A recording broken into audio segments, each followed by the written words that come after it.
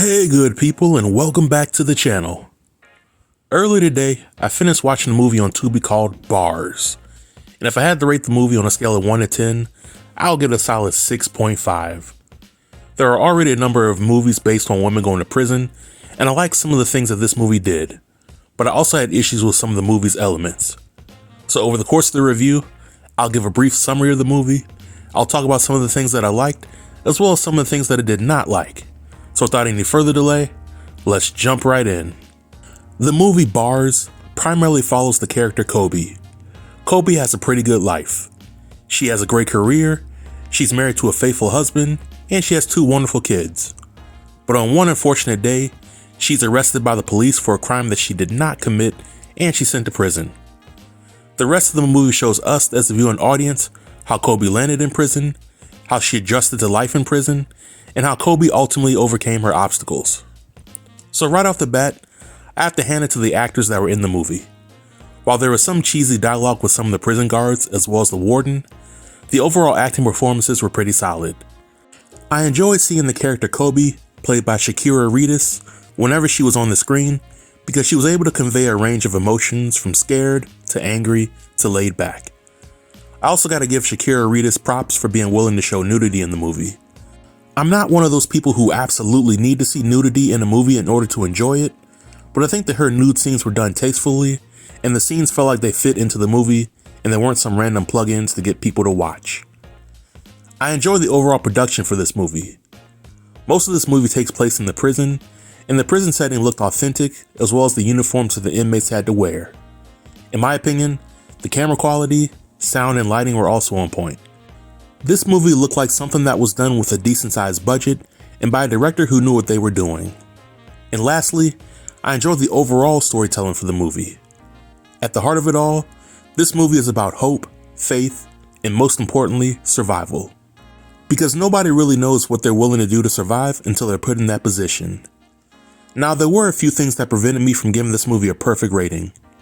First, I want to talk about the movie's runtime. The movie has a runtime of close to 2 hours and 15 minutes, which is a very long runtime for an independent movie. I think that mentioning the runtime is important because there were times in which the movie Bars felt like it was 2 to 3 different storylines fused into one movie. You have a story about a woman who was convicted of a crime that she didn't commit and her fight to prove her innocence. Then there's a story about the person who really committed the crime and how they're connected to Kobe. Then you have a story about corruption within the prison system, the political landscape, and sex trafficking on the southern border.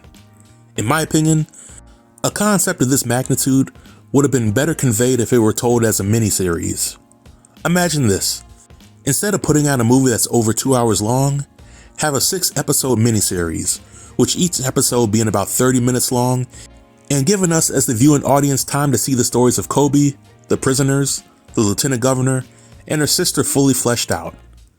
An approach like this would go a long way and would also help the viewing audience be able to digest the story that the director is feeding them. Because this movie was so long, there were parts of the movie that dragged for me, like the scene where Kobe and her friends in prison were dancing for several minutes in celebration that one of them was getting parole. This scene, as well as countless others, could have been cut from the movie, and there would have been no negative impact on the story.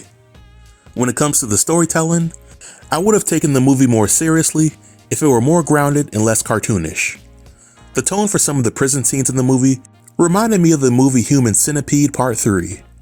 If you haven't seen any of the Human Centipede movies, then do yourself a favor and don't bother watching them. But in Human Centipede 3, the prison warden was over the top, and he thrived in abusing the inmates and acting erratically.